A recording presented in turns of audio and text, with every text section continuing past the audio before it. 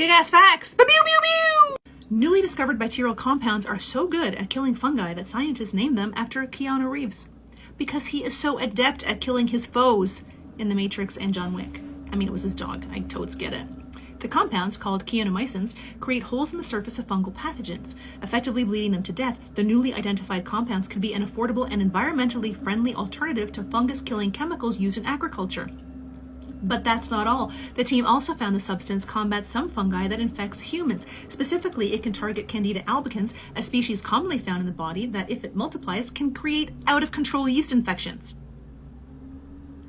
Tests have shown keanomycins are not highly toxic against human cells, so they can be used to develop new antifungal medications. Reeves isn't the first celebrity to have a scientific discovery named after him.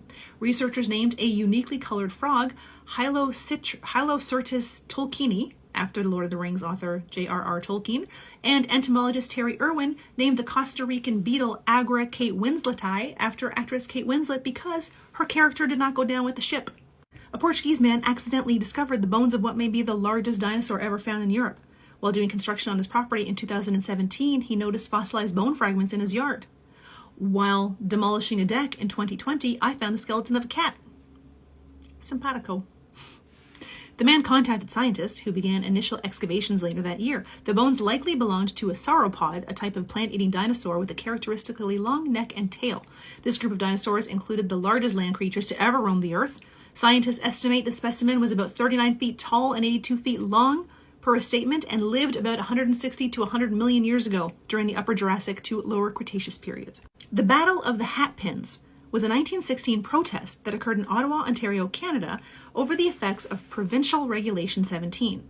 First passed in 1912 and more strictly enforced beginning 1915 and 1916, the regulation restricted French language education in the province of Ontario.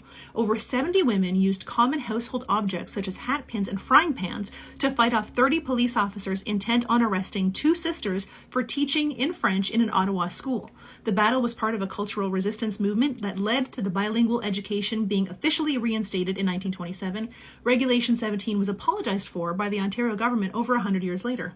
Hold on to your hats, literally and figuratively. We're going to keep talking about hat pins for a second. In the early 20th century, bonnet-style hats, the ones that would tie up under your chin with a ribbon or elastic, began to fall out of fashion. So women started instead to secure their headwear with hat pins, sometimes up to 4 inches long. They would pierce one side of the hat, and the hat pin would often protrude out of the other side. The unguarded protruding points had the potential to stab, jab, or scratch unsuspecting passers-by. Around 1911, reports of hatpin injuries began appearing in Australian newspapers with surprising regularity. There were reports of people receiving scratches to the face, losing eyes, or even dying as a result of blood poisoning from relatively minor nicks and cuts. Alongside the report of inadvertent injuries were suggestions that women were also weaponizing their hatpins with the intention to cause harm. Often this was done in self-defense to deter the attentions of mashers, a popular term for a man prone to making unwanted sexual advances on women. These stories were shared in newspapers the world over, but the majority took place in the United States, where this new brand of feminine self-defense appeared to be far more common. The body music hall ballad Never Go Walking Without Your Hatpin, rumored to have originated in the 1920s, but was popularized in the 1950s and decisively positions hatpins as instruments of feminine defense. I shall not sing you a few lines. Trust me when I tell you, no one wants to hear me sing.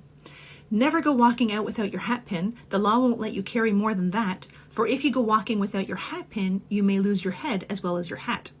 In fact, it's rumored I might not have been if Mum had not gone out without her pin. Never go out walking without your hatpin. It's about the best protection you have got. For if you go walking without your hatpin, you may come home without your you-know-what.